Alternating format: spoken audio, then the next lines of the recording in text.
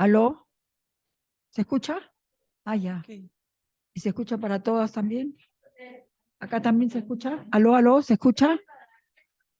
Ah, para... ¿Y acá qué importa? Ah, ya, ya, ya. Bueno, como quieran. ¿Ya? Sí, ya Bueno, empezamos. buenos días. Estamos en la UAM Xochimilco con la conferencia La participación política de las mujeres en el Congreso de la República del Perú de 2020 a 2021. La doctora Zoila Hernández Aguilar, directora ejecutiva de Mujer y Sociedad, nos hará la presentación y la comentará la doctora Laura Valencia Escamilla, coordinadora del doctorado en Ciencias Sociales.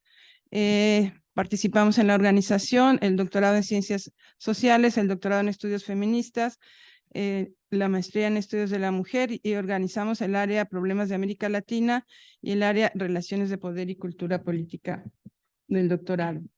Bueno, soy la Hernández, es doctora en Psicología Social con título de la Escuela de Altos Estudios en Ciencias Sociales de la Universidad de la Sorbona, París 7, Francia. También tiene estudios de doctorado sobre gobernabilidad y políticas públicas y maestría en gobernabilidad en el Instituto de Gobierno de la Universidad de San Martín de Porres de Lima. Ella es peruana. Y, perdón. Tiene experiencia profesional en los 2 últimos años en Bicentenarias, Villa María del Triunfo y Club de Ciencias, con apoyo a la Organización de Mujeres de la Olla Común Cristo Salvador, en uno de los 5 cerros del distrito de Villa María del Triunfo de Lima. Apoya a los niños y niñas y jóvenes articulando la recuperación del retraso escolar y estimular el aprendizaje en el mundo de las matemáticas, creación del Club de Ciencias en 2 escuelas públicas de secundaria en el distrito Villa María del Triunfo, que acoge a los hijos e hijas de las ollas populares de los cerros donde viven, creación y desarrollo en televisión alternativa del programa Bicentenarias dedicado a la recuperación, homenaje e inspiración de 200 años de vida republicana y planteamiento de igualdad real, que tiene a la fecha 68 programas emitidos semanalmente a 136 mujeres, cuyo nivel de excelencia por creatividad, sostenibilidad y alto rendimiento en el mundo intelectual, artístico y de la vida cotidiana inspiran a otras mujeres adultas y jóvenes en el desarrollo personal sin barreras. También cursos sobre redes sociales para 30 profesoras de educación primaria de las escuelas públicas de los sectores populares de Lima. Bueno, ahí le dejamos. Entonces te damos la palabra, Zoila. Muchas gracias por acompañarnos. Muchísimas gracias a todos ustedes, aquí a nuestra colega que va a tener a bien hacernos algunas interrogantes para aclarar, también a Fabiola, a quien he tenido el gusto de conocerla en Lima, Perú, dicho sea de paso, y me es muy grato encontrarme en estos momentos por varias razones de actividades de investigación. El tema que me concierne para hoy día es democracia y contracorrientes conservadoras en las políticas públicas, el papel de las mujeres congresistas en el Perú en el periodo actual 21-26, o sea, 2021 y 2026, ¿no? Este trabajo lo hemos realizado porque forma parte de un conjunto de publicaciones que el Centro Mujer y Sociedad tiene, como revistas mensuales de investigación sobre diversos aspectos, pero entre otros sobre políticas sociales en favor de los derechos de la mujer. ¿Por qué con las congresistas? Bueno, yo he sido asesora también en años pasados en el Congreso de la República, conozco más o menos la mecánica que existe, las posibilidades de un trabajo democrático, real y consistente en el Congreso de la República, o también, como ahora se ha dado, para mi sorpresa, la posibilidad de muchas congresistas que han ingresado sin formación, no necesariamente política, pero sin formación de posibilidades de políticas públicas en favor de la población que nos llevan hasta ahora aparentemente a un retroceso en estas políticas públicas.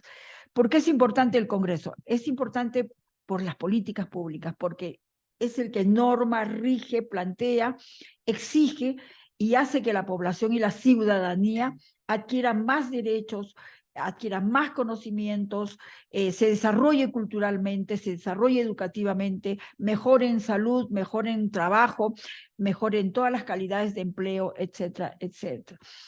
¿Por qué? Porque las normas, si existen las normas, el Ejecutivo lo que tiene que hacer es cumplir esas normas, ¿no? Es importantísimo.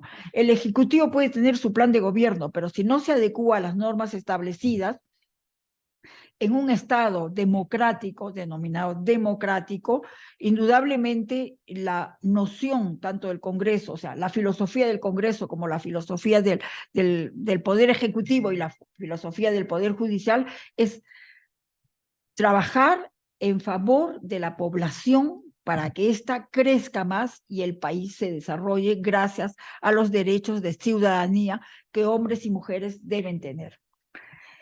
Ustedes ya conocen que desde hace muchos años los derechos de las mujeres se viene planteando como ya no como una dación más de leyes, sino como política nacional donde la democracia tiene que ser participativa tanto por hombres y por mujeres.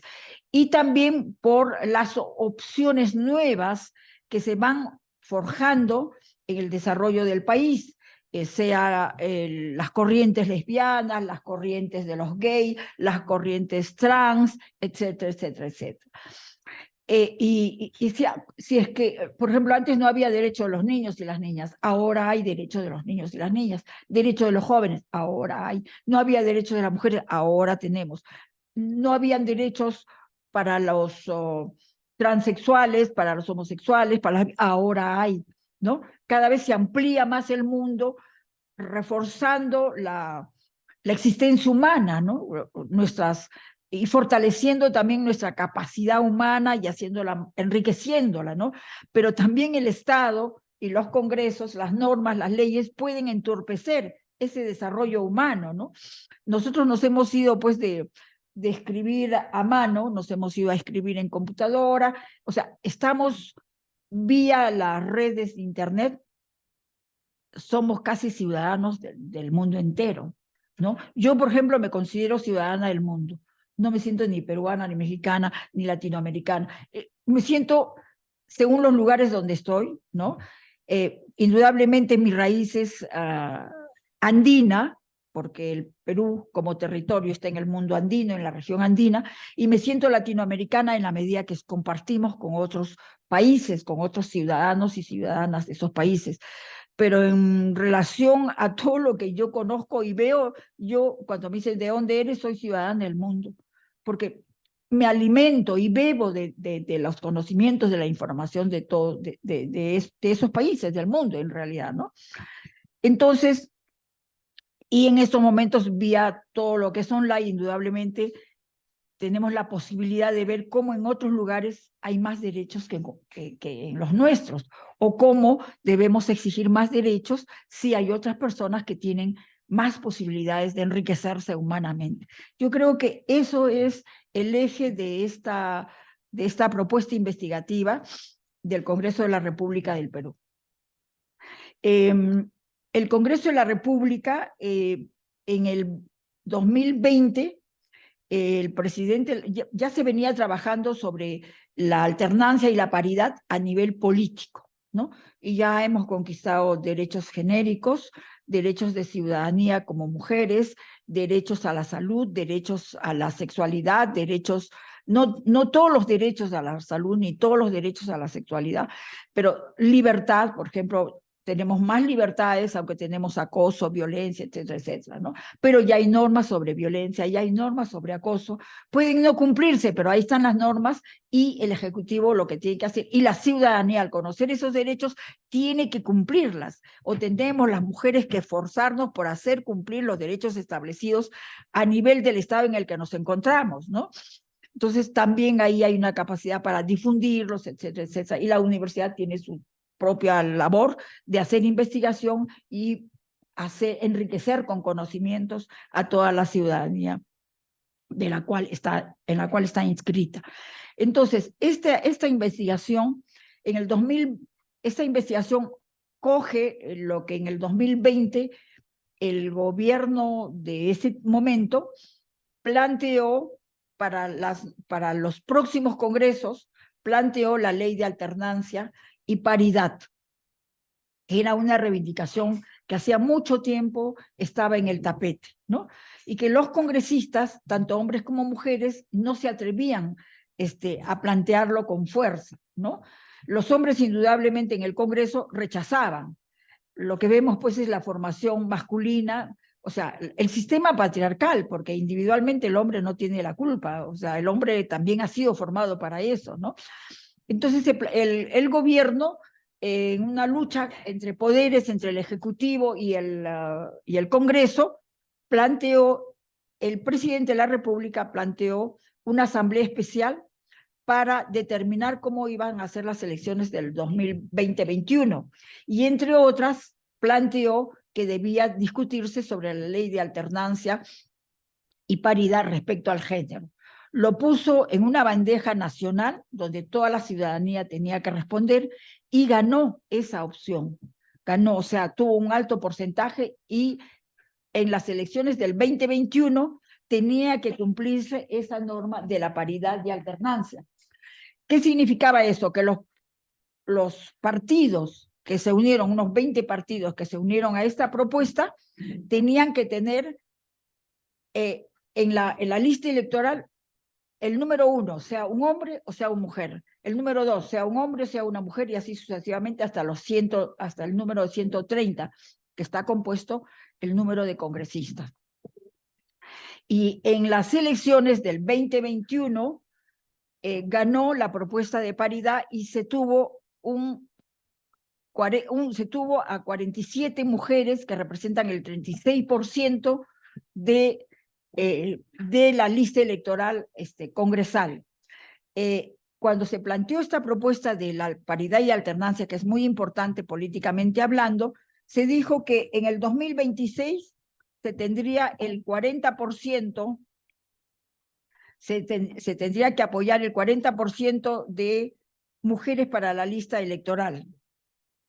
Ahora tenemos solo en el 2021 se planteó, está acá, discúlpenme,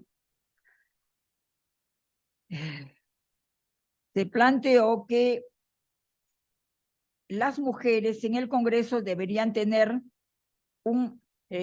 acá está, en el 21 las mujeres deberían ocupar el 40% de la lista electoral y solamente se ha tenido 36% de mujeres en lugar de 40%.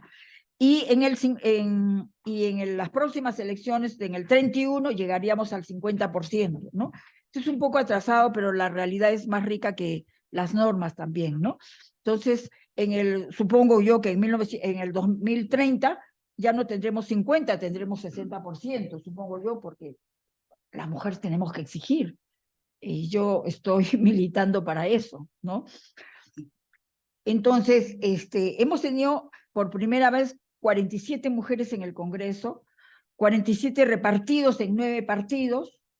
De los 9 partidos tenemos, Fuerza Popular, tenemos unos 5 partidos de derecha, 3 ultraderecha, fascista, que está contra todas las normas y las propuestas de políticas públicas a favor de la mujer y la niñez, 2 partidos medianamente conservadores y 4 partidos entre liberales, 2 de izquierda, pero muy temerosos, ¿no?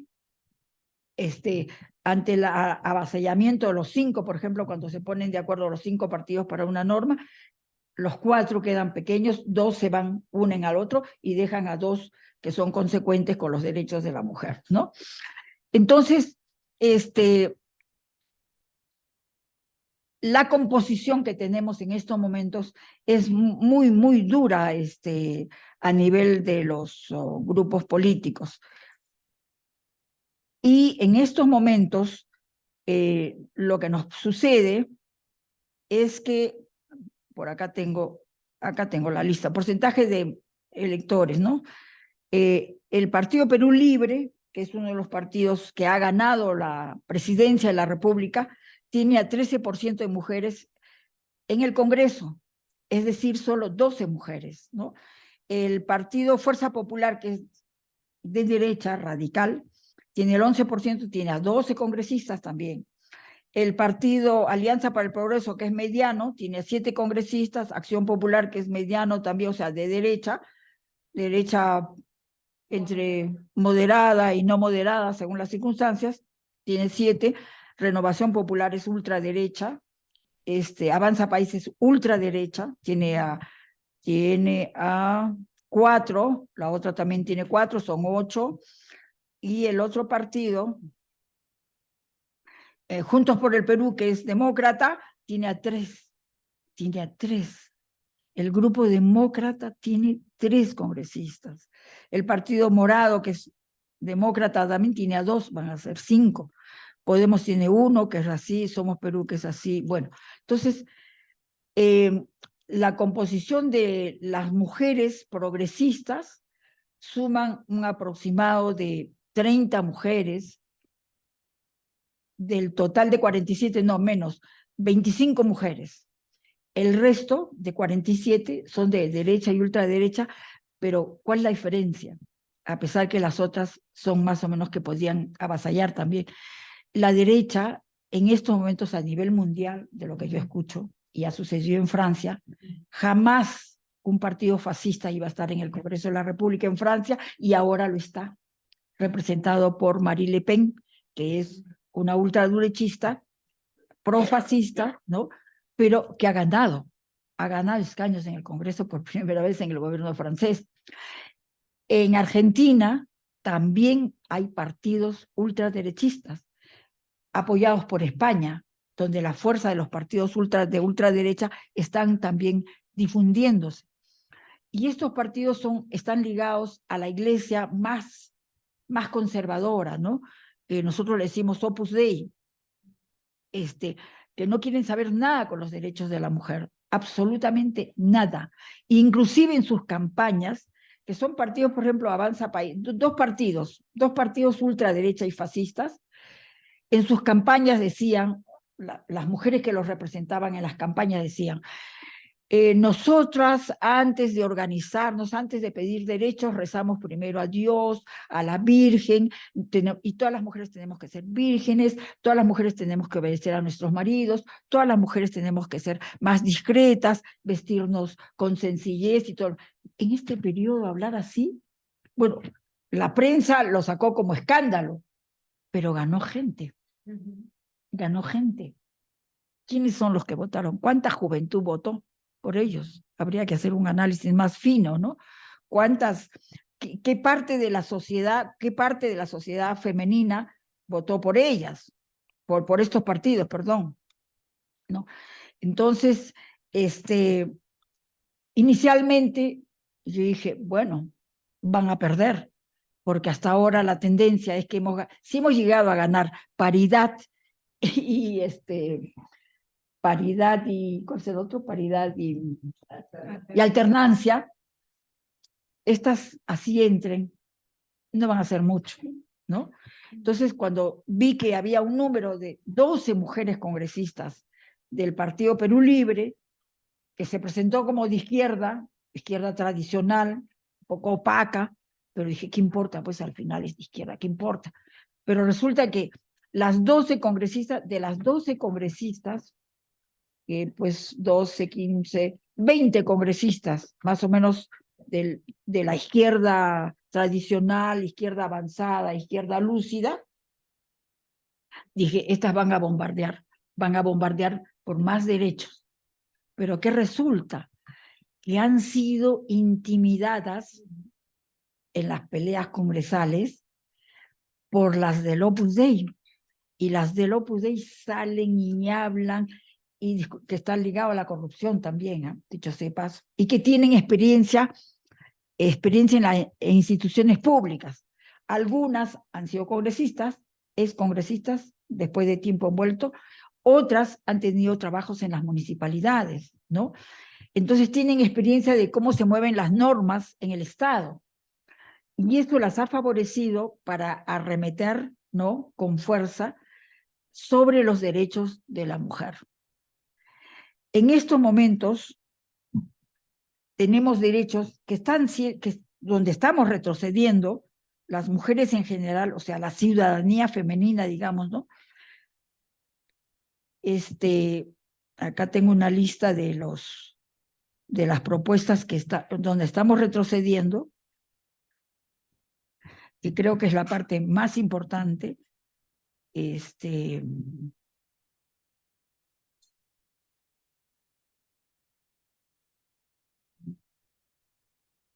Después les voy a indicar más o menos las características de estos grupos, pero tenemos normas en las que realmente, no sé, yo me siento avergonzada de cómo podemos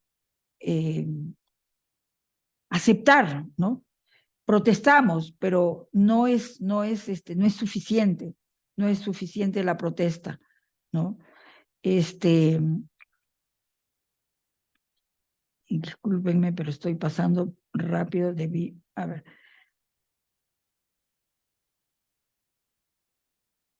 Lo puse casi ya al final. Por ejemplo, ¿no?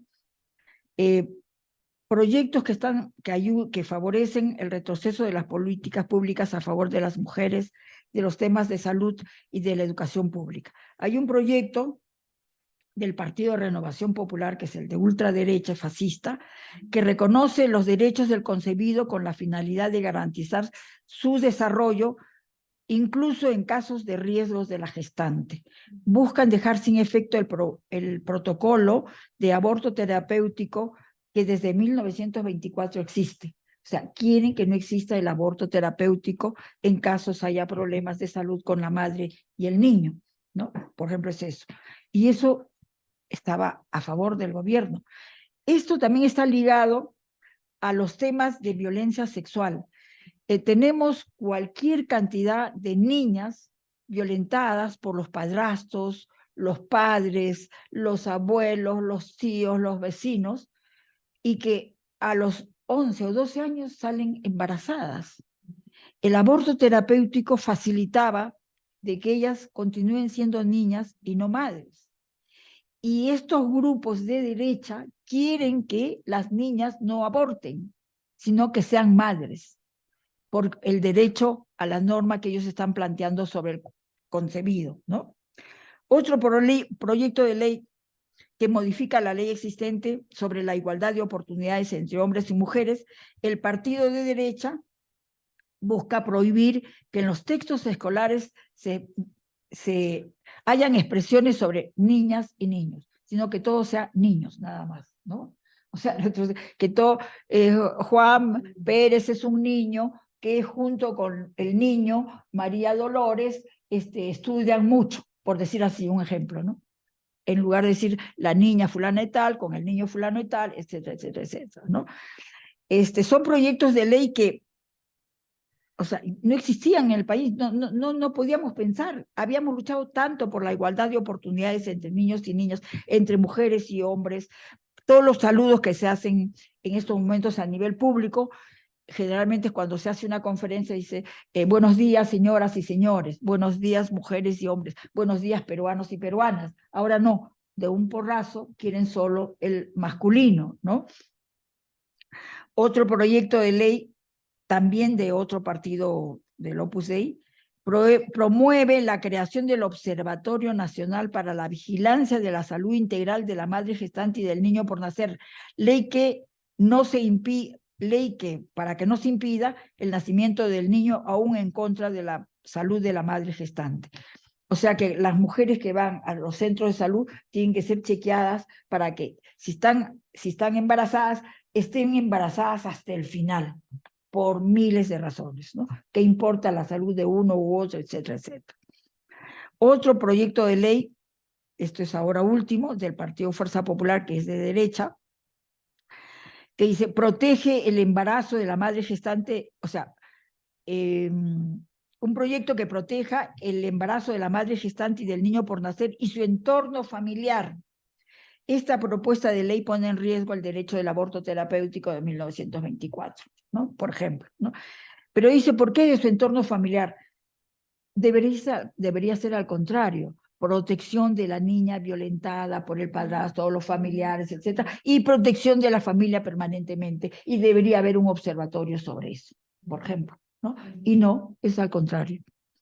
Otro, en la Comisión de la Mujer, en julio pasado, se aprobó el proyecto de ley que pretende anular el aborto terapéutico para las mujeres y las niñas con abusos sexuales, y las mujeres en general, ¿no? Entonces, eso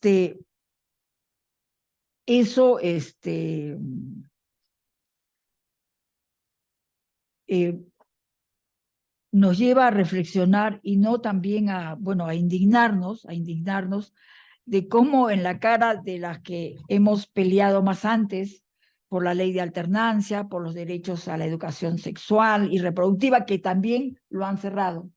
Y ya fue aprobado este proyecto. Hay un proyecto de ley de la educación sexual y reproductiva en todas las escuelas para niños y niñas, en todas las escuelas, desde la primaria hasta la secundaria. Y que en los textos escolares de la educación nacional no se hable nada de educación sexual ni educación reproductiva, que no se hable. Ha sido aprobada en mayo, junio de este año, ¿no? Entonces, que al final fue un escándalo, pero lo aprobaron.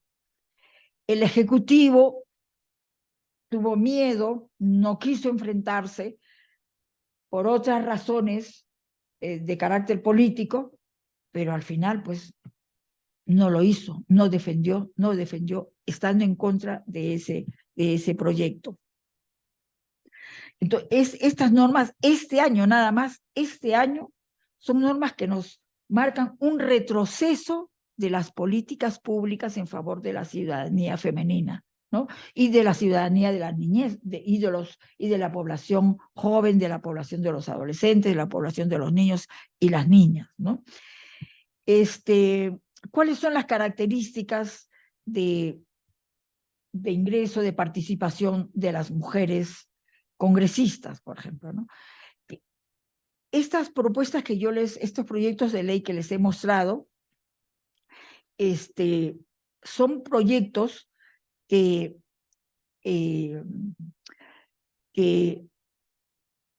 la derecha, o sea, los grupos de derecha fascista, ni siquiera es la derecha moderada o la derecha ilustrada, porque hay una derecha ilustrada que está mirando, no se mete, la derecha ilustrada no se mete hasta ahora, ¿no? Y la izquierda ilustrada, peor todavía, está más atrás de la derecha ilustrada. La izquierda está más atrás, está casi fuera, al borde del país, ¿no? Como que quiere y no quiere escuchar. ¿Por qué tiene esta fuerza la derecha, esta derecha fascista, ¿no? Yo creo que lo que sucede en el Perú no es nada aislado, ¿no? Creo que se está desarrollando en Chile también y se está desarrollando en Argentina también. Menos mal que Argentina ganó el derecho al aborto, apoyado por el Congreso y las congresistas hace 2 años, ¿no? Hace 2 o 3 años recién, ¿no? Y a partir de eso comenzó una ola de proyectos de ley sobre el aborto en Chile, que también lo han retrocedido, y la ley del aborto, a favor del aborto de las mujeres en Perú, que también lo tiene una congresista actualmente. Lo planteó en diciembre del 2021, o sea, en su primer periodo congresal. Ella está muda y el proyecto es bueno, la hemos entrevistado, hemos conversado con ella, hemos analizado su proyecto, porque parte de la defensa de los derechos humanos de la población en general y particularmente de la mujer, ¿no? Entonces, lo que Argentina comenzó a impulsar ha sido retrocedido, ¿no? Y la Iglesia Católica oficial está muda frente a estas propuestas, porque quien está sobresaliendo frente a esta propuesta de la iglesia oficial es esta iglesia fascista, ¿no? Y sobrepasa a la iglesia oficial en demandas y en propuestas.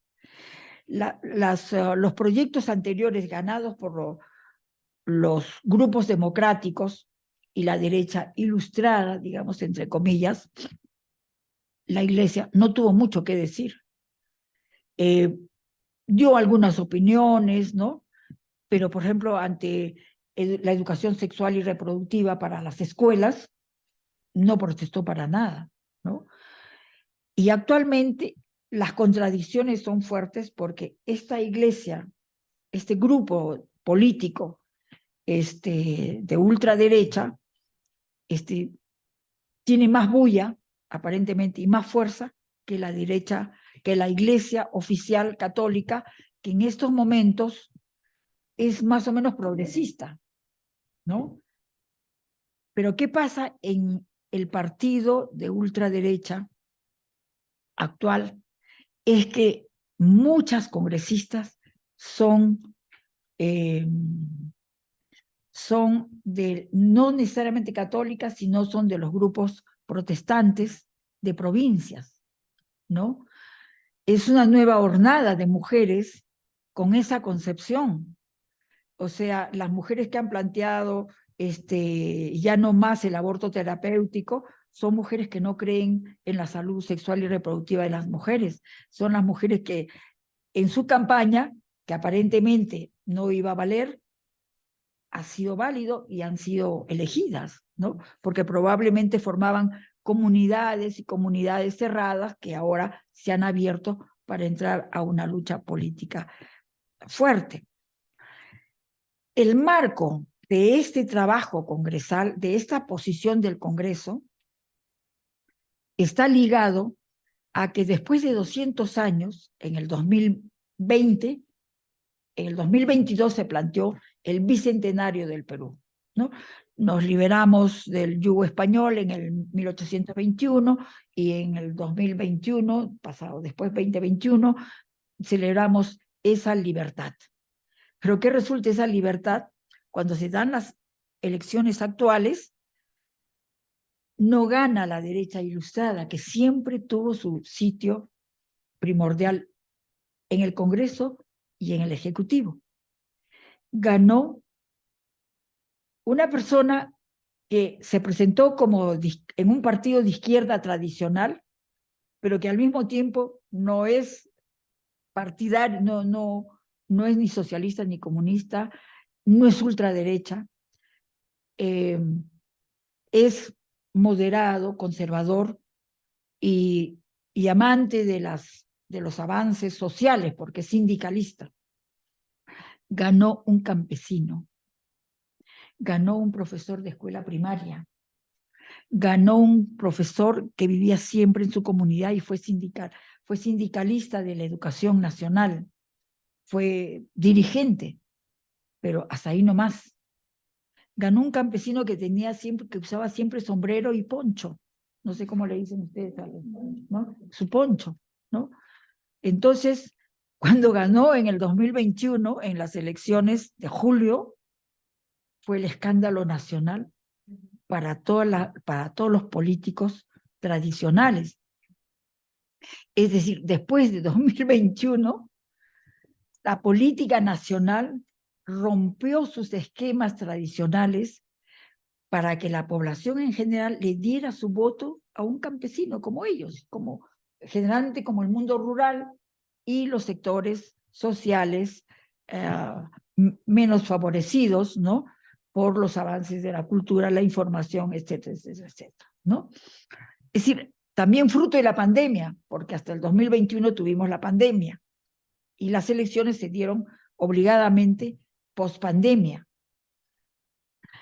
Entonces, el marco general de este grupo congresal está marcado por este hecho nacional donde la derecha ilustrada está cada vez más muda, los pocos ilustrados están cada vez más mudos, pero toda la otra derecha, la derecha ignorante, la derecha no formada, la derecha que busca ganancias y nada más. En el Perú hay un modismo, es un modismo, que dice derecha bruta y achorada, ¿no? O sea, es ignorante porque no se ha formado, porque no asume lo que significa la democracia. La democracia es en unas ganas y en unas pierdes, ¿no?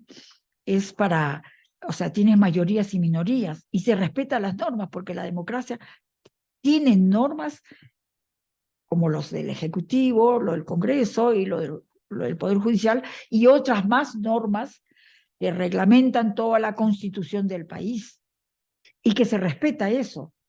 Pero a partir de estas elecciones del 21, el presidente asumió este campesino llamado Pedro Castillo, cuya publicidad fue un lápiz, ¿no? Escribamos el Perú desde el lápiz, con nuestro lápiz, trastocó toda la concepción de la política en el país, y la derecha se agrupó, todos los partidos de derecha se agruparon para decir que había fraude electoral.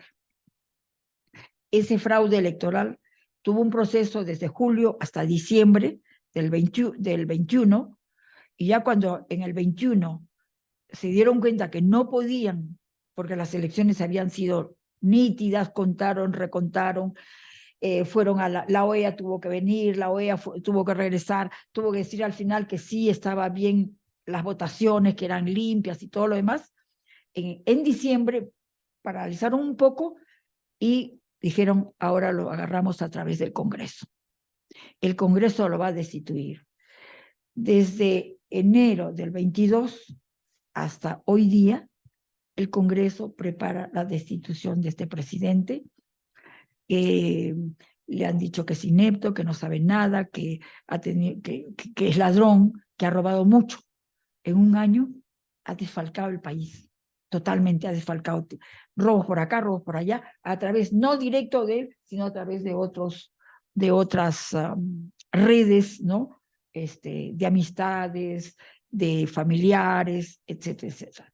Y el Perú está entrampado políticamente en estos momentos por esta lucha del Congreso de parte de la derecha, y la izquierda, la débil izquierda en el Congreso, la débil izquierda congresal, ¿no?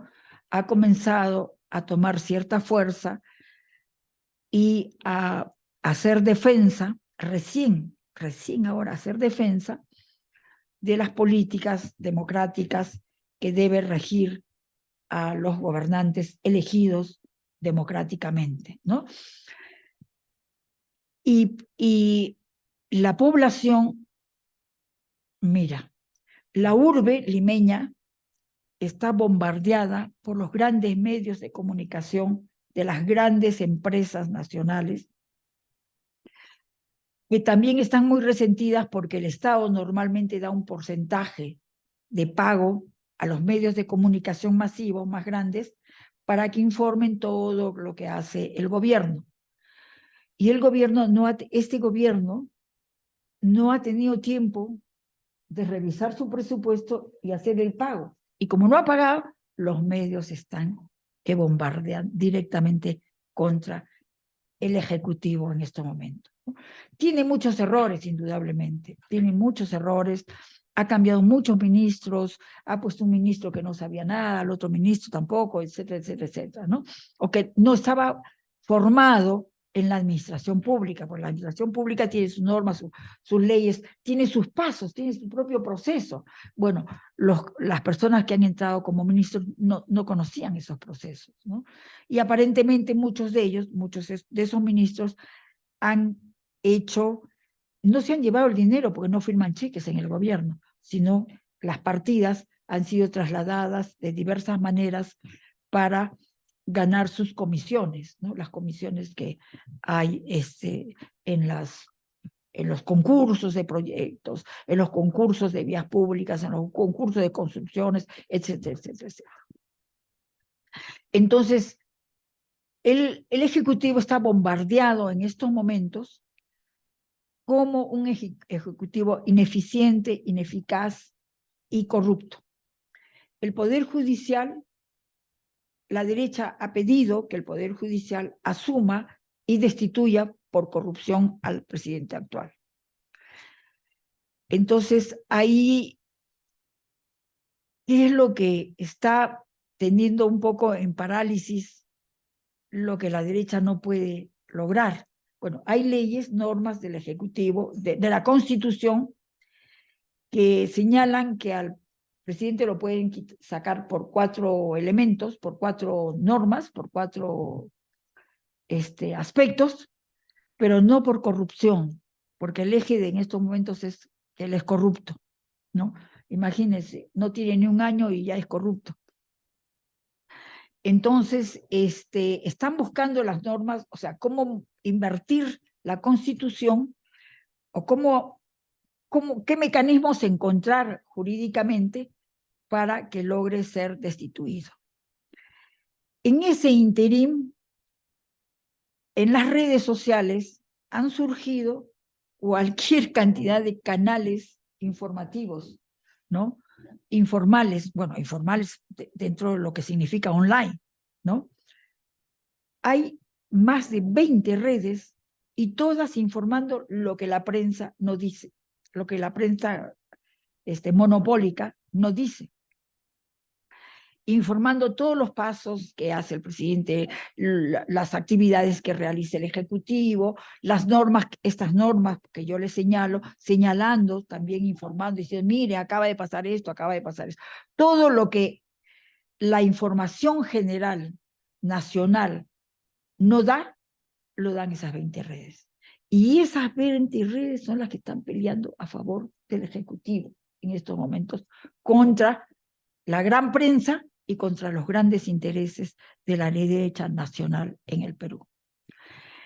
Esto es el resumen un poco del bicentenario nacional. O sea, en el 2021 hemos tenido por primera vez a un presidente indio, por decir así, ¿no?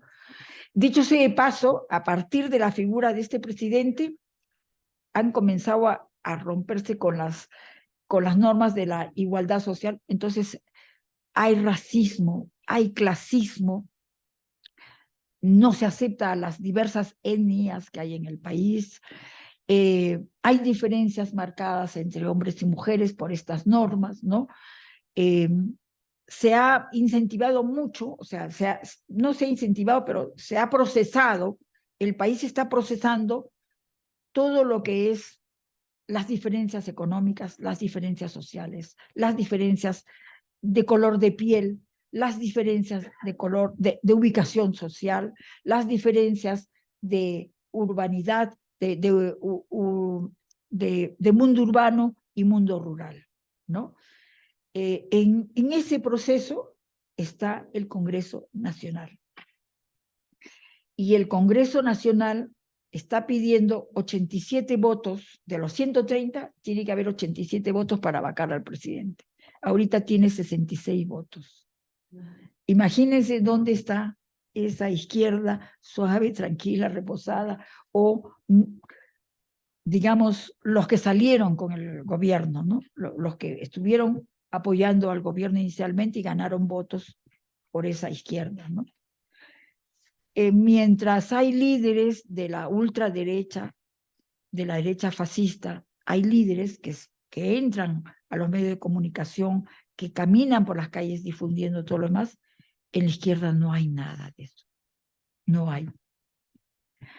Pero esta semana, por ejemplo, el 5 de noviembre, hubo una movilización general de toda la derecha que está contra el presidente de la República para vacarlo.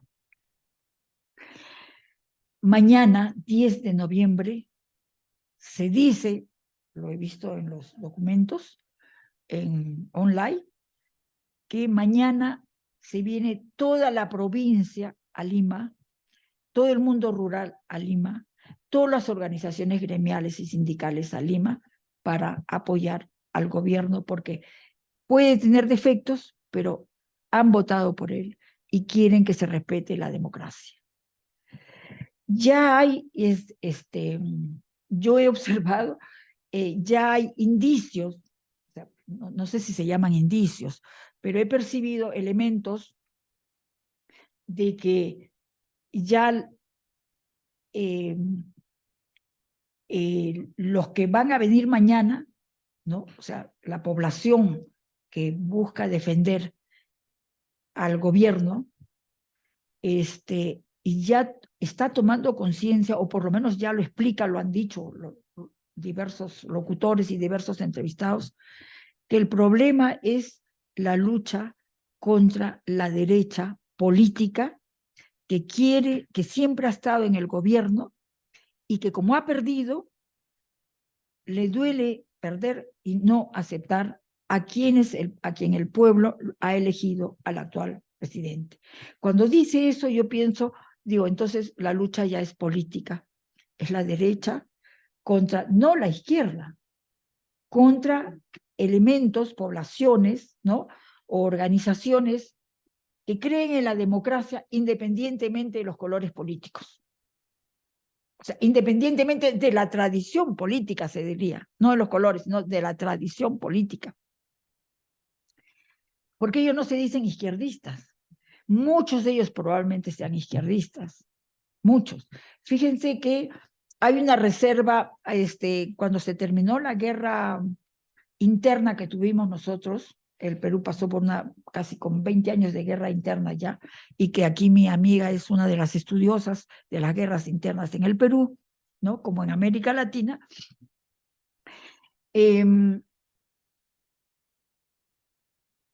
Hay gente que se siente de izquierda sin nominarse de izquierda, se siente de izquierda sin formar parte, grupos políticos de izquierda, sin formar parte de las organizaciones políticas.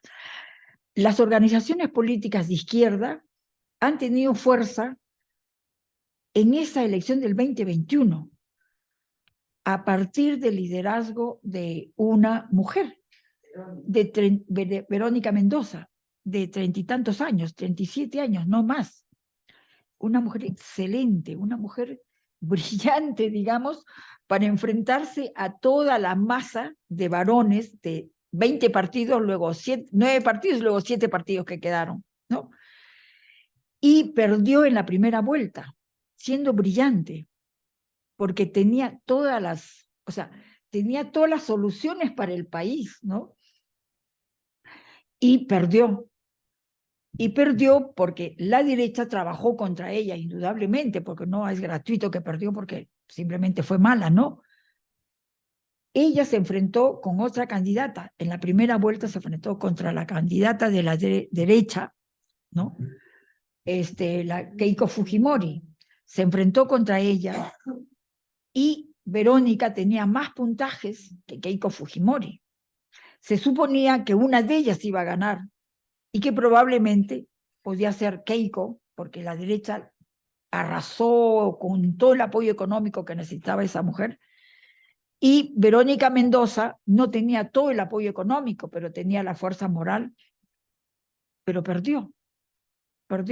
A partir de esa pérdida se da la segunda vuelta entre Keiko Fujimori y Pedro Castillo, que por azar salió. Nadie lo conocía, absolutamente nadie lo conocía.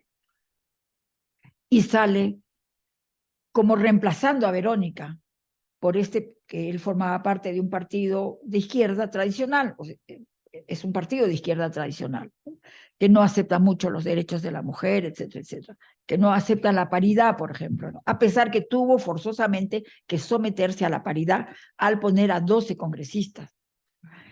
Otra característica, ahora que hablo de las congresistas, por primera vez en la historia del país, después de este bicentenario, 70% de las congresistas mujeres de derecha, extrema derecha y de izquierda, o liberales, o demócratas simplemente, son de provincias. Son de provincias. O sea, 70% y quizás hasta 80%. Es una minoría de la capital. Las que son de la capital, por ejemplo, de 4 mujeres de la extrema derecha del Opus Dei, 3 son de Lima, 1 de provincia. pero hay una provincia. De los otros partidos también de la ultraderecha, que son 4, 3 de Lima y una de provincia, ¿no? Entonces, y en el partido más grande, que es el de Keiko Fujimori, que viene a ser Fuerza Popular, de 12 mujeres. De 12 mujeres, 4 son de Lima, el resto es de provincia, ¿no? Entonces, imagínense, o sea, el mundo no capitalino ha empezado a entrar al mundo de la política nacional, con otros ojos, indudablemente. Yo digo, bueno, es que eso significa que en provincias no ha llegado la modernidad, no se ha cubierto de una cultura occidental y cristiana como la tenemos en Lima. Y lo que sí está primando es la cultura religiosa, no católica, sino la cultura religiosa protestante, de la diversidad de cultos protestantes, ¿no? Porque también tiene su variedad. Pero probablemente han sido mujeres criadas desde una perspectiva religiosa, ¿no? No tengo la menor idea, no sé, pues del culto de los 7 cielos, del culto de las 7 tablas, etcétera, etcétera, etcétera, ¿no? Hace mucho tiempo yo hice una asesoría en provincias a un grupo de hombres y mujeres de una comunidad alejado de la ciudad totalmente de la ciudad de Lima, a 3.500 metros de altitud, toda una comunidad, y esa comunidad era protestante. Nosotros estábamos haciendo un trabajo de alfabetización y había que medir el rendimiento del proceso de alfabetización. Visité la comunidad y me alegró mucho porque me recibieron bien. Yo no sabía que eran protestantes, o sea, protestantes en el sentido religioso, y estaban muy contentos de que las mujeres aprendieran a leer y a escribir. Yo dije, qué bueno, me alegro mucho, y hay que entonces tener muchos documentos para que las mujeres puedan leer. Sí, me dijeron, no se preocupe de eso, nosotros ya les hemos dado Biblias para que ellas lean. ¿Mm? Entonces yo dije, qué interesante. O sea, ahí recién entendí la dinámica de aceptación del programa de alfabetización, y además que era bilingüe en quechua y en español. Entonces yo dije, entonces acá nadie toma. No, me dijo, no toman. Entonces las mujeres no son maltratadas ni golpeadas. No, me dijo, por eso queremos que aprendan las normas de Cristo y las normas que la Iglesia nos enseña. Bueno, que también son variadas, ¿no? También requieren una interpretación. Bueno, yo recordé eso cuando comencé a ver la diversidad religiosa de las representantes de los partidos de la extrema derecha, ¿no? Porque son ellas las que han puesto estas normas, o sea, retroceso a la educación, de la educación sexual, no derechos en relaciones a la igualdad de género, ¿no? O sea, no diferenciación de hombres y mujeres, que la lectura sea diferente, que todo sea monótono, que sea, no sé, probablemente como la Biblia, no tengo la menor idea de eso. Discúlpenme, lo leí solo cuando era escolar y estudiante. Entonces, eso significa que hay que darle otra mirada a las poblaciones fuera de la capital, a los departamentos. Y muchas de las mujeres que más están metiendo estos proyectos de ley, digamos, antigénero, son de la parte norte del país.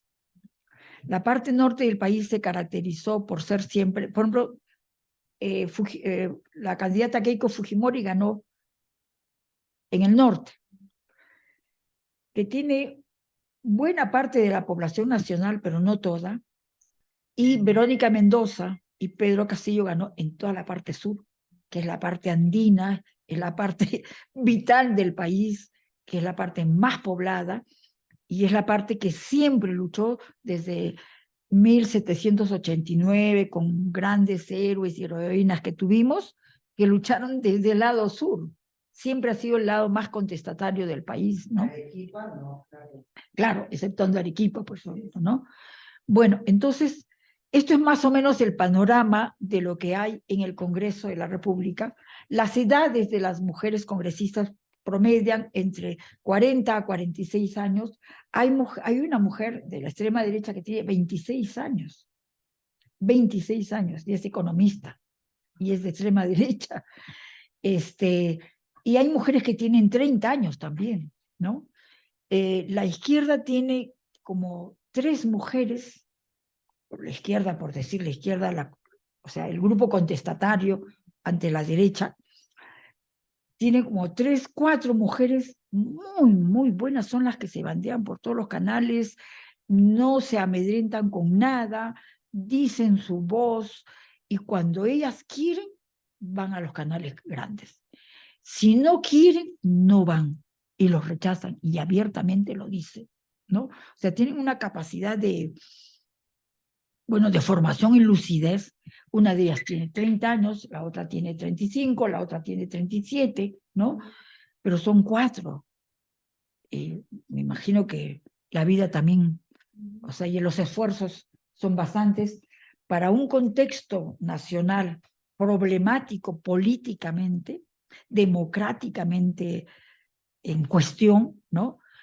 Y el Congreso, con todo lo que significa, también la parte de los congresistas, de los varones, ¿no? Que no los he analizado, pero la mayor parte de ellos están de acuerdo con estas propuestas, ¿no? Cuanto más sumisa sea la mujer, creo que no es por un problema individual, es por el contexto de como digamos, de la política patriarcal, ¿no? Del sistema patriarcal, ¿no?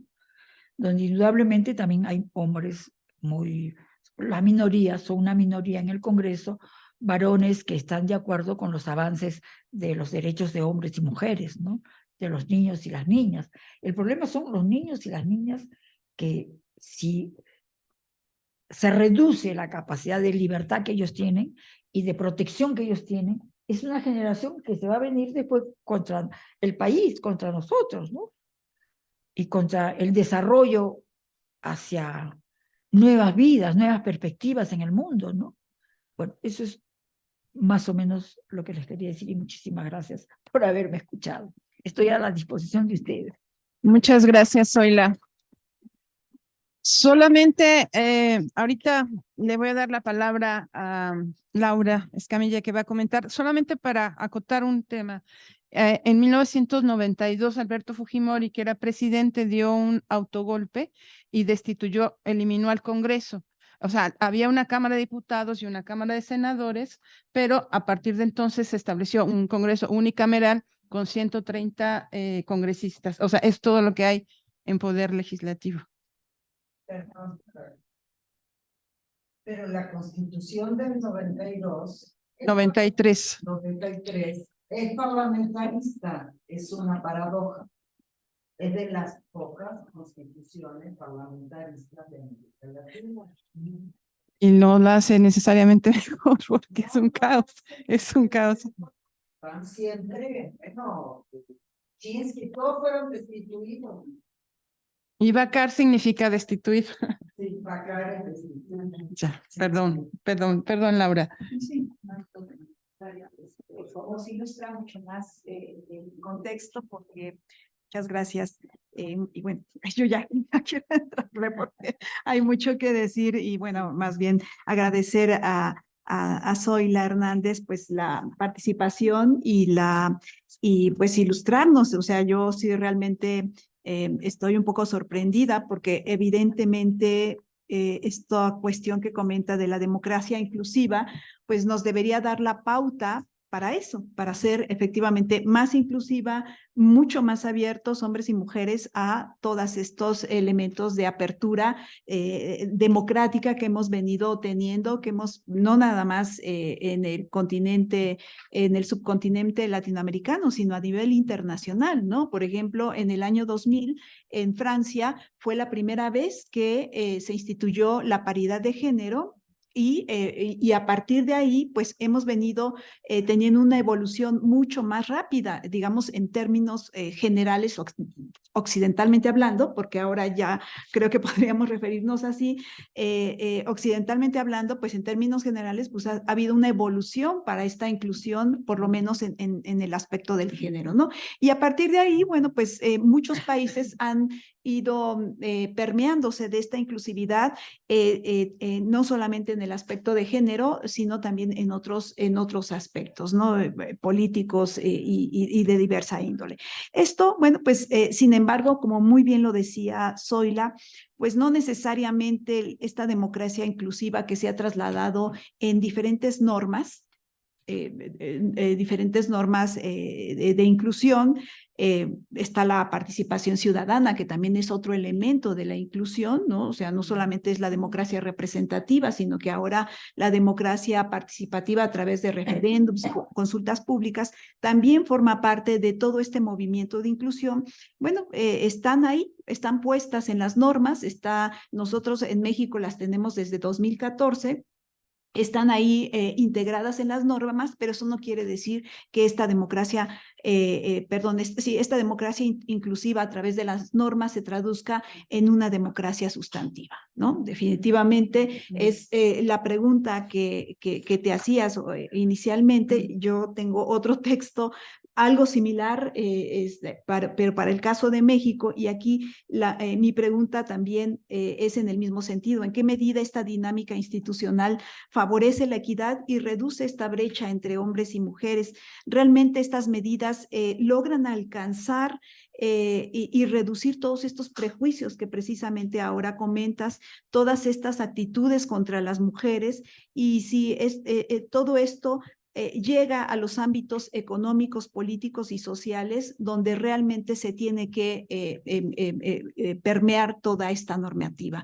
Y desde mi punto de vista, la democracia representativa, en este caso a través de la paridad de género, desde mi punto de vista es un medio, no es un fin, ¿no? Se ha venido vendiendo como un fin que existe esta paridad, pero desde mi punto de vista yo creo que esto no es así, es al revés, tiene que ser un medio porque el fin es esa sustantividad, ¿no? Lo que comentabas precisamente, la sustantividad en términos de las diferentes políticas que se institucionalizan a través de la norma y que las acciones gubernamentales las hacen realidad, o por el contrario, se descartan en términos de no apoyar esas políticas, ¿no? Entonces, bueno, pues el ejemplo que a través de lo que nos vienes a ejemplificar con el caso de Perú, me parece precisamente, yo creo que la respuesta a la pregunta, ¿bastan las normas? No, definitivamente no bastan, porque hay que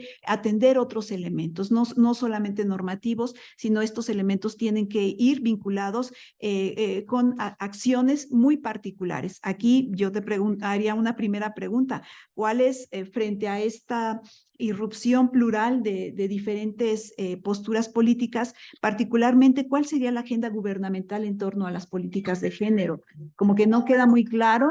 Bien mencionabas que bueno, pues hay una pluralidad amplia, pero esta pluralidad no se traduce precisamente, como que es más clara la agenda en contra de que la agenda a favor de, ¿no? Entonces, como que ahí habría que ubicar exactamente cuál es esta agenda gubernamental.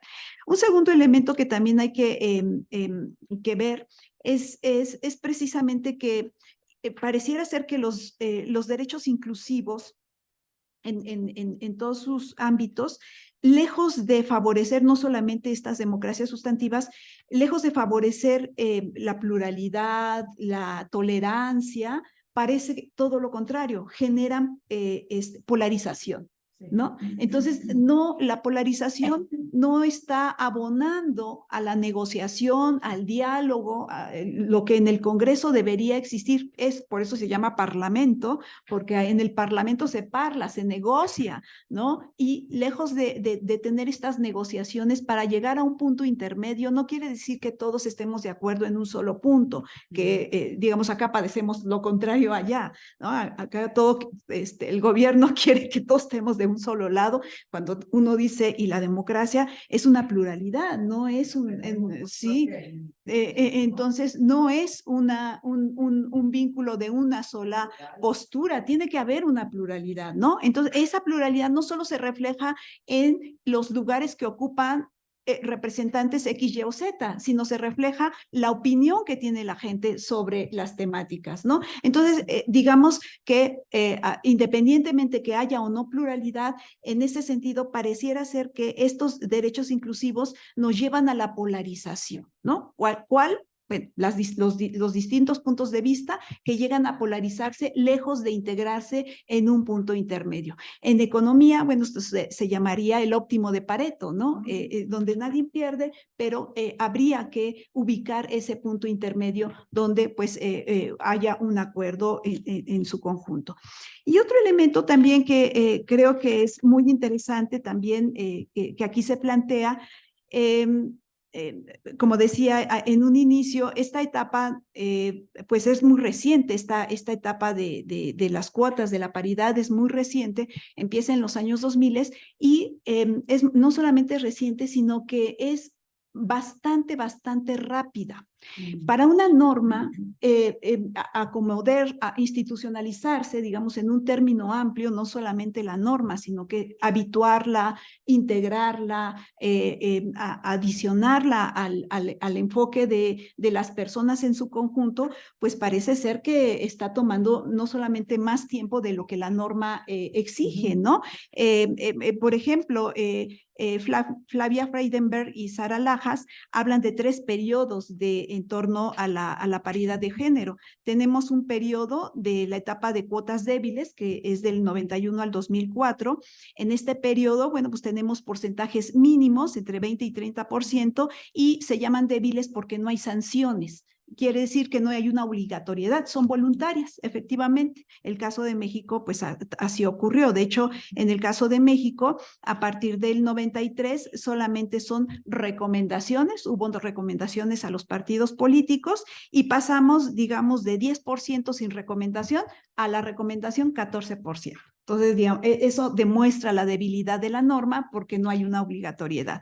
Hay una segunda etapa donde tenemos medidas que tienen ya cuotas, se les llama fuertes porque ya son cuotas donde tienen una cierta obligatoriedad e incluso, bueno, pues en lo que Flavia y Sara comentan, bueno, pues hasta el 40% a nivel Latinoamérica se coloca el porcentaje de mujeres, ¿no? En el caso de México, hemos venido pasando por una situación muy diversa, porque, por ejemplo, del 55 al 70, solamente 5% de mujeres había, del 70 al 90, 10%, y solo bueno, somos bicamerales, a diferencia de Perú, somos bicamerales, y este porcentaje solo estaba en la Cámara Baja o en la Cámara de Diputados, del 70 al 90, 10%. 96, que empiezan las cuotas, como les digo, no vinculatorias, las débiles, digámoslo así, pues empezaron a incluirse en Cámara de Diputados 17% y Cámara de Senadores apenas empezaba la presencia femenina con 10%, ¿no? Pasó un tiempo largo, 2002, ya tiene un carácter obligatorio, que es esta segunda etapa de medidas ya más vinculatorias, y aquí ya en esa obligatoriedad tenemos un 24%. Y en la tercera etapa, que ya es la etapa que podía denominarse ya plenamente de paridad, en América Latina, a diferencia de Europa, que empezó en 2000, acá empieza en 2009, y tenemos en el caso de México, pues ya diferentes normas que entre 2007, 2008, a golpe, yo digo siempre, a golpe de sentencias judiciales, se fue ganando, ¿no? Las últimas se fueron ganando a golpe de sentencias judiciales y bueno, pues estas sentencias fueron impugnaciones de las propias mujeres, de las propias congresistas para tener no solamente candidaturas, sino una representación real, ¿no? Entonces ha habido esta integración mucho más favorable y ha generado que los tribunales nacionales han sido aliados de alguna manera para esta representación política. Entonces, eso ha dado la pauta que, bueno, poco a poco se ha ido llegando, 31, 37, hasta 2014, que, bueno, pues ya se inaugura la paridad de género en su más, en la más extenso posible, de tal manera que a partir de la integración del Congreso en 2018, pues ya la paridad se refleja en 42% en la Cámara Alta y 39% en el Senado, y ya en 2021, 42% en la Cámara Alta y también 42% en la Cámara Baja, ¿no? Perdón, puse 42, no, 50, no, ya ahí está ya la paridad, no, es que estaba leyendo los datos anteriores. Entonces, bueno, en este sentido, insisto, a nivel federal, como bien comentaba la doctora Hernández, a nivel federal, pues sí hay un avance, hay una integración muy amplia, pero pareciera ser que a nivel subnacional también el asunto, pues no hay un paralelismo, ¿no? A nivel subnacional hay ciertas resistencias, de tal manera que estas composiciones, pues se generan a nivel nacional, ¿no? A nivel federal, en nuestro caso. Y a nivel subnacional, bueno, pues esto, aunque si bien es cierto, el golpe que da la legislación de 2014 en el caso mexicano da la pauta para que los congresos locales empiecen a tener muchos avances. Nada más, para no llenarlos de datos, nada más 2 elementos. Es interesante que entre 2019 y 2021, por ejemplo, Morelos es uno de los que ha avanzado y tiene un 70% de mujeres, cuando antes de la reforma de 2014 tenía 23%. Entonces, bueno, es un avance sustantivo en ese sentido. Chiapas lo mismo, 39% antes de la reforma y 63% posterior a la reforma. Lo mismo que Tlaxcala, 27% antes de la reforma y 60% posterior a la reforma, ¿no? Entonces, efectivamente, hay de congresos a congresos, los congresos locales, no todos avanzan de la misma manera, pero lo cierto es que este avance a nivel nacional ha tenido cierta repercusión, cierto paralelismo en unos estados más que en otros, pero ha tenido cierto paralelismo, ¿no? En este caso. En otro nivel, que bueno, nosotros pues tenemos muchas elecciones, digamos, a nivel municipal también, aunque no es obligatoria esta integración a nivel municipal, sin embargo, también ha tenido, se ha transmitido, se ha trasladado esta sustantividad a nivel municipal. Mientras que antes de la reforma, 169 alcaldesas existían en México, de 2,043 municipios. En 2019 tenemos 540 alcaldesas. Entonces, bueno, pues se ha más que doblado, ¿no? La cantidad de personas. Evidentemente no es el 50% de los 2,043 municipios que hay en México, pero sin embargo, esta situación pues nos lleva, digamos, un paralelismo mucho más lento, ¿no? Porque efectivamente resistencias, estas situaciones que comentas, resistencias de las propias localidades, también la tenemos acá, pero de alguna manera el tener este mandato legal obligatorio a nivel federal ha traspasado la parte local, ¿no? Entonces, creo yo que efectivamente el paralelismo entre la localidad y lo nacional, pues sí genera un déficit democrático, como bien se ha comentado aquí, pero sin embargo sí tiene un cierto efecto positivo, tal vez en un avance mucho más lento, pero sí está teniendo un cierto avance. Y bueno, pues por último, para evidentemente darles la palabra, porque seguramente habrá mucho que comentar en este asunto, bueno, comentar que creo yo que la parte sustantiva de lo que aquí se mencionó es qué pasa con las políticas públicas, ¿no? Estos proyectos de ley que están ahí, también me pregunto si cuántos de ellos han pasado, solamente son proyectos, como hay una pluralidad y 9 partidos, por lo que se comenta, cuántos de ellos tienen una posibilidad de pasar y poder trasladar y convertirse en políticas públicas. Porque bueno, acá, aunque efectivamente, de acuerdo a los diferentes datos en México, pues esta brecha, sin lugar a dudas, no se ha roto. Por ejemplo, el Foro Económico Mundial en 2014 elaboró un estudio sobre brecha global de género y México está en el número 80 de 142 países en términos de desigualdad en el área de salud, de participación política, de derechos laborales y de educación. Entonces, otra vez, lo mismo que comenta Zoila, precisamente la norma, este derecho normativo, no genera esa sustantividad,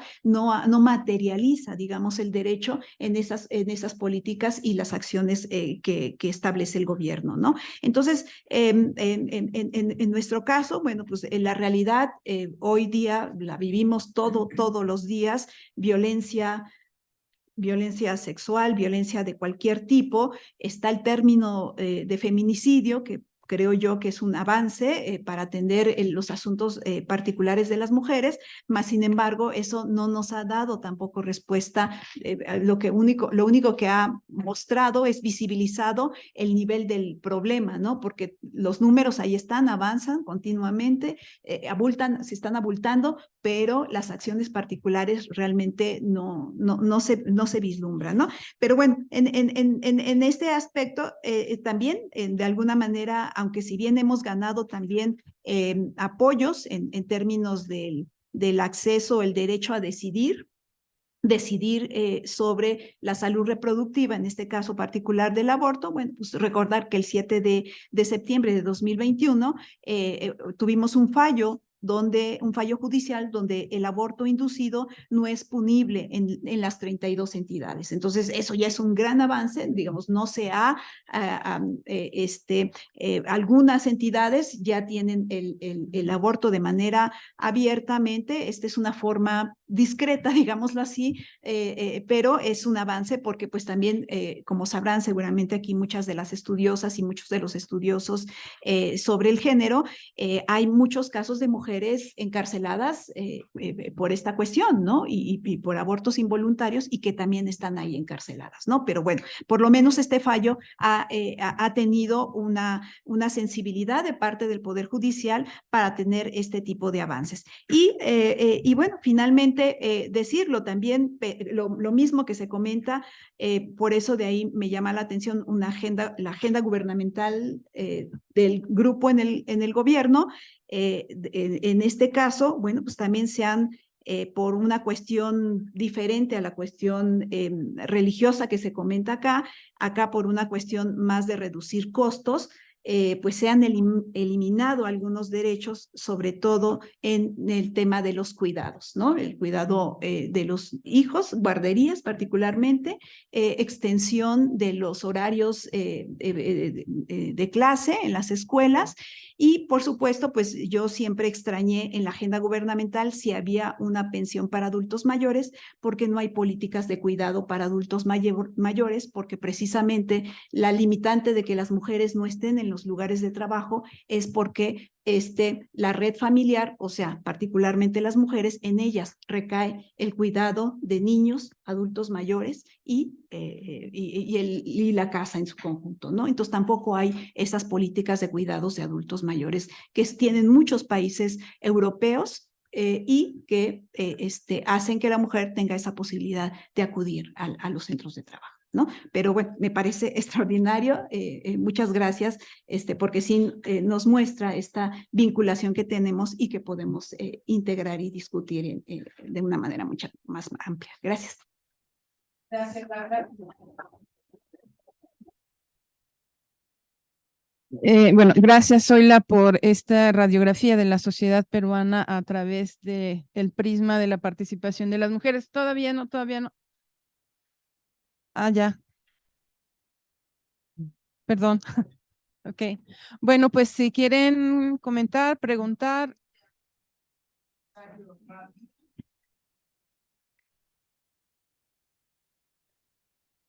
Bueno, soy la bienvenida, gracias. Soy Beatriz Stolovich del área Problemas de América Latina. Oye, una pregunta que me llamó mucho, bueno, primero agradecerte tu radiografía porque creo que la proyectas hacia lugares muy importantes. Pero pregunta, duda, tú dices que en 1924 se aprueba el aborto terapéutico, pero eso era bajo el gobierno de Leguía. Una contradicción, ¿verdad? Justo se da esta fecha. En 1900 se recibe todo un auge de, digamos, de conmoción revolucionaria a partir de lo de Rusia, del movimiento que hacen los bolcheviques y los anarquistas, y llega al Perú esa información. Y en 1908 la población se organiza, la población trabajadora de ese tiempo, que era poca, pero se organiza y pide el derecho a las 8 horas.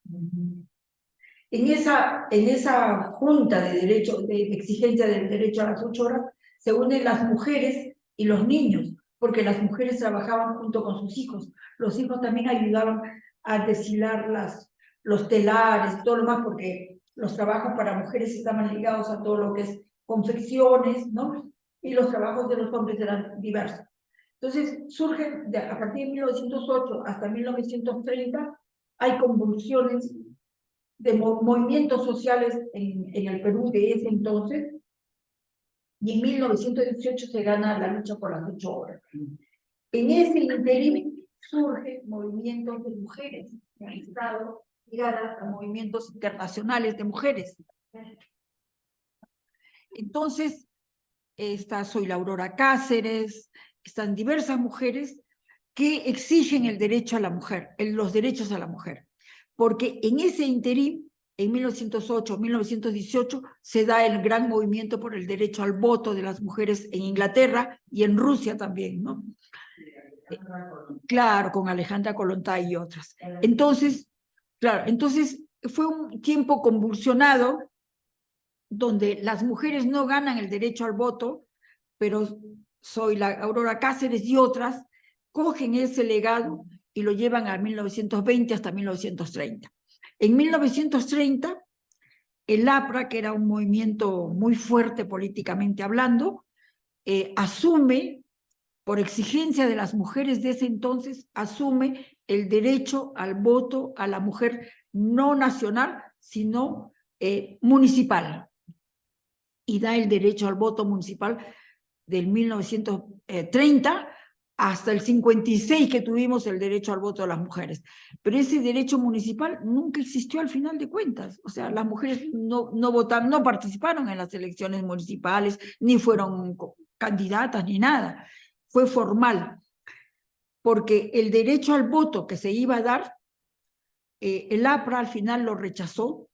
El APRA planteó el derecho al voto municipal por no plantear el derecho al voto universal, debido a que ellos decían, si apoyamos el voto universal a las mujeres, en las elecciones nunca vamos a ganar porque las mujeres están sometidas a la iglesia.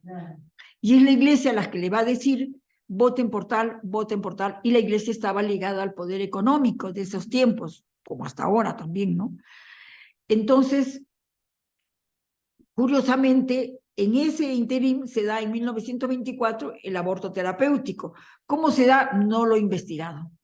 No lo he investigado. Pero es ese contexto político el que justifica un poco, y ese aborto terapéutico ha estado guardado hasta hace poco, hasta el 2000 más o menos, ¿eh? Donde alguien lo descubrió y dijo, no, entonces hay que trabajar por los derechos sexuales y reproductivos de las mujeres.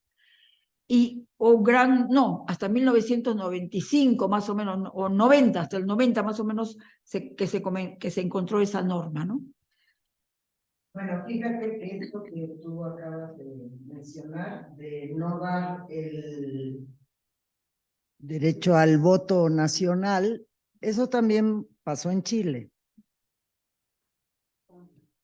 ¿Qué?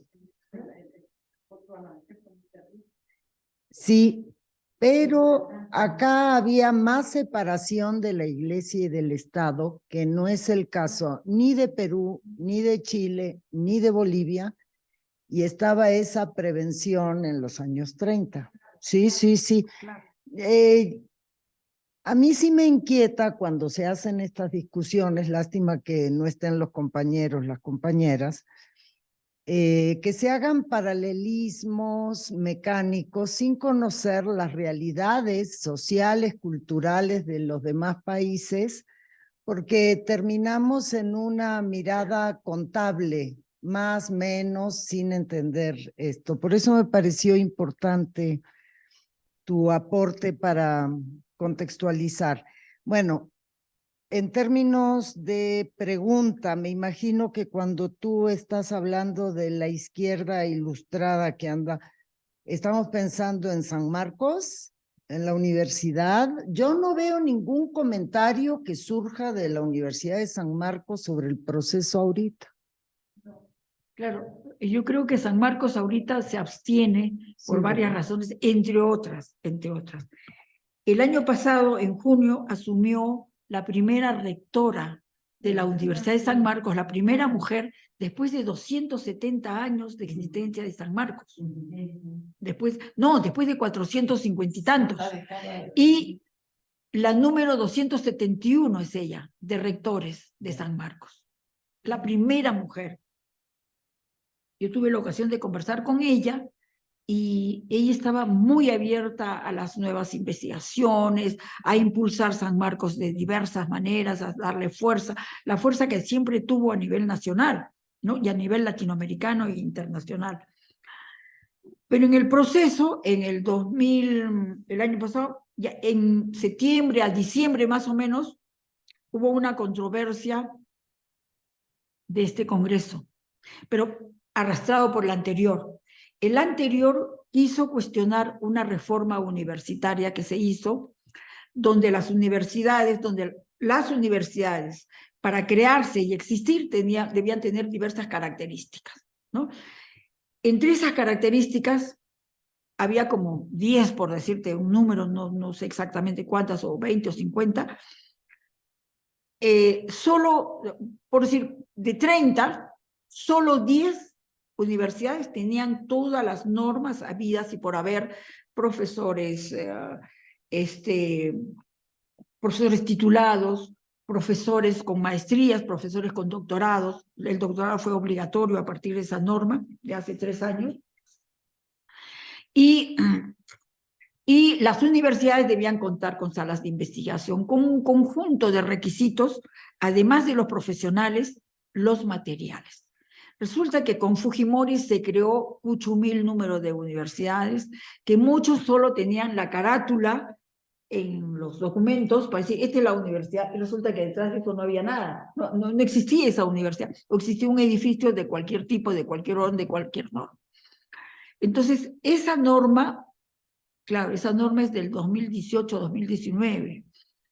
Esa norma fue cuestionada por el Congreso del 2019, del 2019-20, ¿no? Fue cuestionado y el conjunto de las universidades que estaban dispuestas, que tenían aceptación normal, señaló, advirtió de que el Congreso no tenía que tocar esa norma porque atentaba contra la educación nacional, porque las universidades privadas que se crearon en todo el periodo de Fujimori eran universidades que lo único que querían era ganar, ganar, ganar, qué importa cómo estudiaran los estudiantes. Entra este Congreso de 2021 y se coge esa ley porque los congresistas, no tanto mujeres, más varones, que tienen universidades, que sus padres tienen universidades y que ellos también tienen universidades privadas, esa ley de reforma universitaria no las aprobó. Entonces ellos dijeron, bueno, ahora como nosotros somos congresistas, vamos a tirarnos esa ley abajo y vamos a hacer nuestra propia ley como anteriormente teníamos, libertad de educación, ¿no? Todo esto para decirte al final que la rectora se unió a esta última propuesta y dijo, yo también quiero que haya reforma de esta ley porque a San Marcos le está impidiendo tener un mayor presupuesto. El término que ella usaba era, yo no estoy contra la ley universitaria anterior, estoy contra la ley que al interior de esa ley impide a San Marcos tener mayor presupuesto. Y yo quiero que la universidad tenga mayor presupuesto. Pero con esa norma se unió al bloque que señalaba reforma de la anterior ley. Fue muy criticada y al final este Congreso apenas entró, aprobó la desarticulación de esa ley que buscaba la calidad y la mejor calificación de las universidades públicas y privadas existentes. Eso le restó mucho desprestigio a la rectora actual y a San Marcos. Y los buenos profesores de San Marcos no tuvieron voz y voto, probablemente porque les podían sancionar, no se enfrentaron contra la rectora, no se enfrentaron para nada. Y San Marcos quedó mal. Y otra universidad u otros especialistas de las universidades privadas, como la Universidad Católica, comenzaron a levantar la voz. Luego San Marcos, a través de algunas facultades, pero no la rectoría, ¿no? Entonces, eso desmejoró la mirada de San Marcos. Están haciéndose reformas, pero muy lento, más lento de lo que ella podía pensar, ¿no? Eso. Bueno, eso es respecto a lo que tú señalas. Bueno, nada más un comentario. Es importante, me parece, toda esta descripción, análisis que tú nos compartiste, muy rica, para llamar la atención de que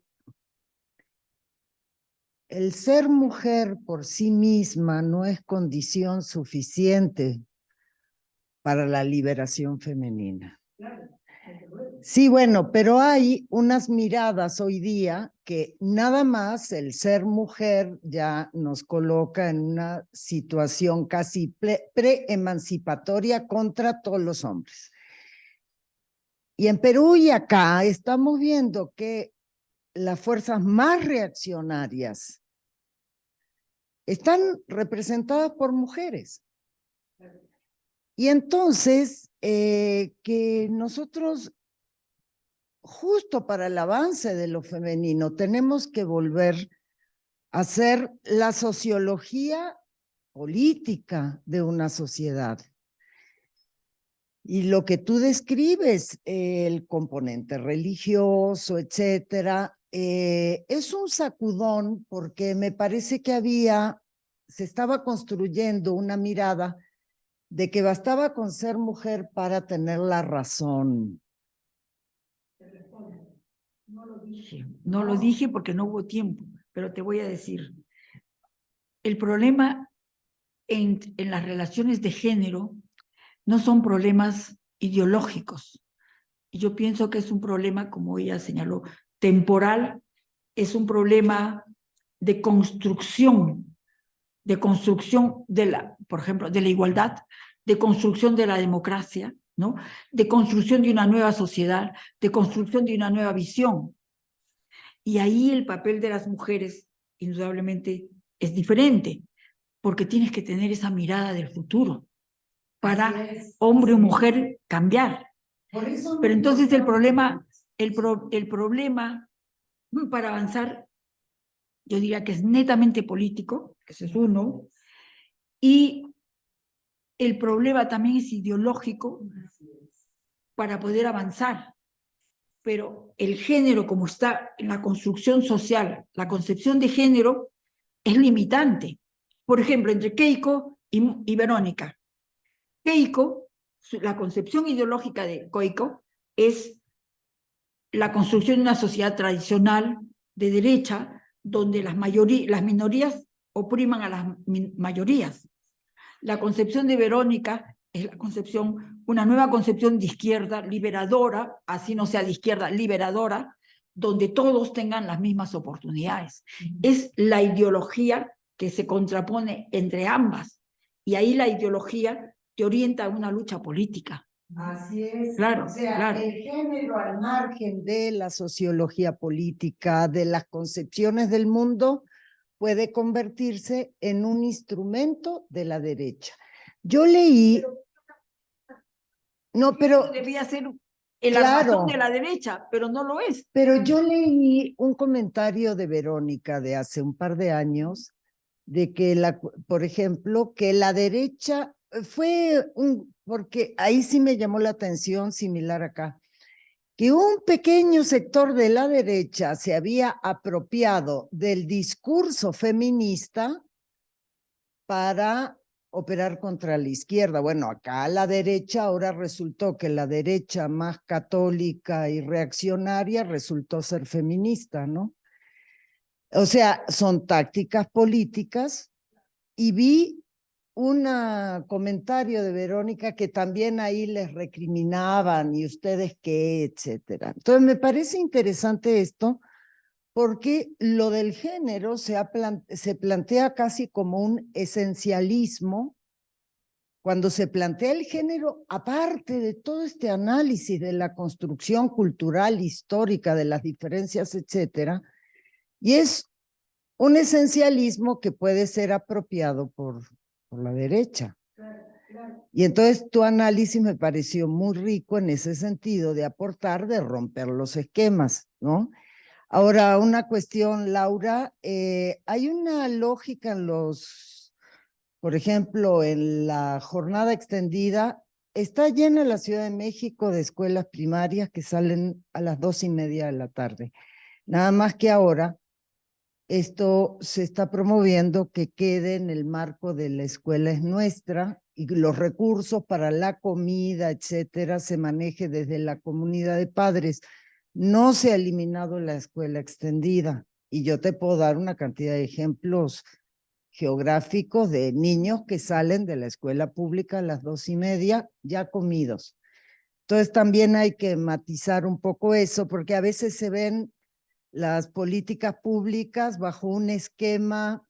Es como, bueno, la subrogación de las guarderías a los privados, y era política del IMSS. No, se quiere eliminar la subrogación. Entonces, nada, eso es un debate para otro momento, para ver más a fondo las políticas. Sí hay algunas alcaldías que tienen esta extensión, e incluso guarderías también las tienen, las conservaron porque se trasladó el recurso hacia las alcaldías. Entonces, esta descentralización abonó, no es una cuestión, digamos, federal, sino es una cuestión de descentralización. Por eso es que no todas, probablemente en Ciudad de México, y no todas las alcaldías lo tienen. Y a nivel federal, lo tendrán algunas localidades, pero porque se ha descentralizado el esquema. Y eso depende de los presupuestos que cada localidad otorga a sus diferentes. Pero a nivel federal, eso sí lo eliminaron, digámoslo así. Bueno, ¿alguien más quiere preguntar, comentar?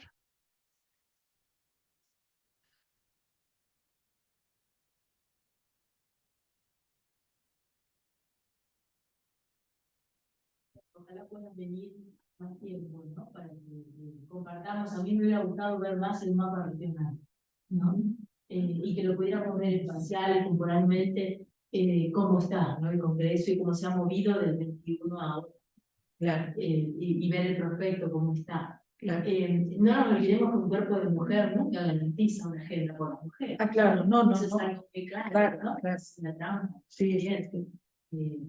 Pero me parece súper interesante lo que estás compartiendo, y sí es una alerta que estamos compartiendo a nivel internacional, la derechización y además el backlash que estamos sufriendo todas las feministas. No nos olvidemos de las olas, del tsunami, de las guerras, en todo. Sí. Y esta es la respuesta, o sea, digamos que eso no se perdona. Claro. Y lo estamos viviendo, mira, las universidades, o sea, está muy duro. Sí. No, sí, lo que tú dices es cierto.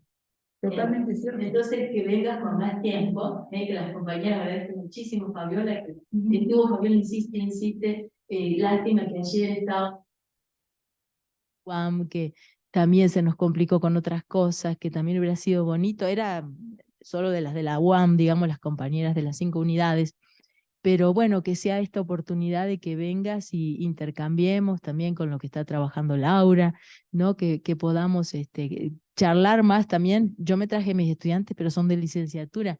Me hubiera gustado mucho con las estudiantes también del doctorado, de la maestría. Y gracias por traernos la actualidad, ¿no? Ahora viendo las mismas elecciones en Estados Unidos, ¿no? Cómo está la derecha en todo el mundo, ¿no? Lo que está ocurriendo.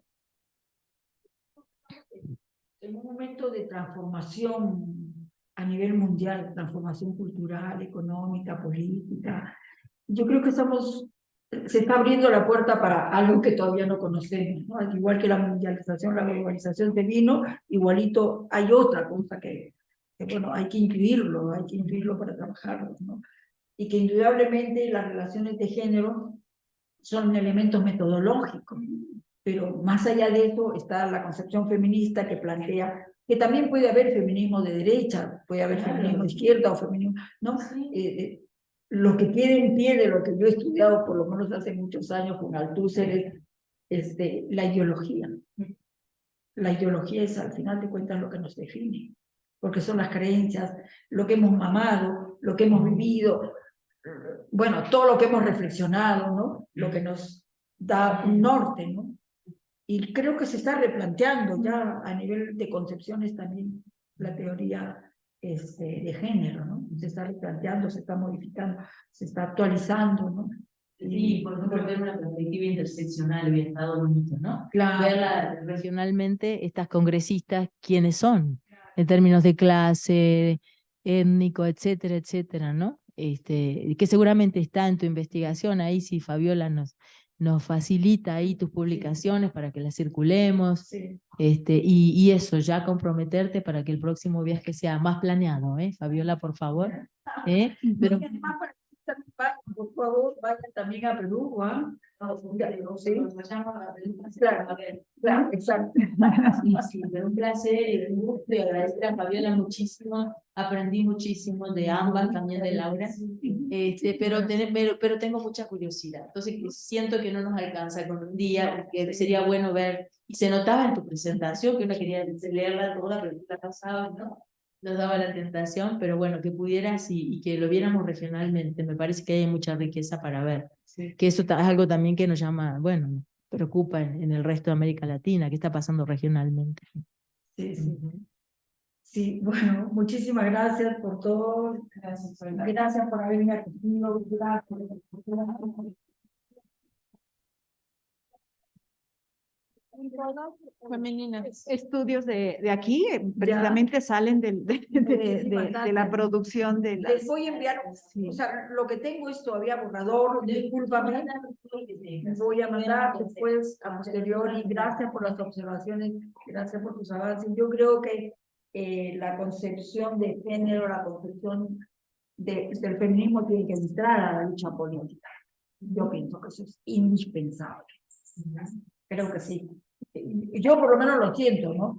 Habiendo vivido anteriormente todos los esfuerzos para llegar a la paridad, ¡ay, qué bueno la paridad por fin! ¡Qué bueno los derechos sexuales y reproductivos! ¡Qué bueno las leyes tales! Y ahora... Pero decidir sobre nuestro propio cuerpo es algo tan básico, ¿no? Es elemental, es elemental. Claro, ahora se cuestiona. Bueno, también en el 80, 70 se cuestionaba. Sí. Hemos avanzado algo. Bueno, polarización, a ver, ¿qué es lo que tú decías? Cualquier lucha por la igualdad en cualquier plano polariza. Yo no sé por qué tanto miedo en la polarización, si solo polarizando es que la lucha va.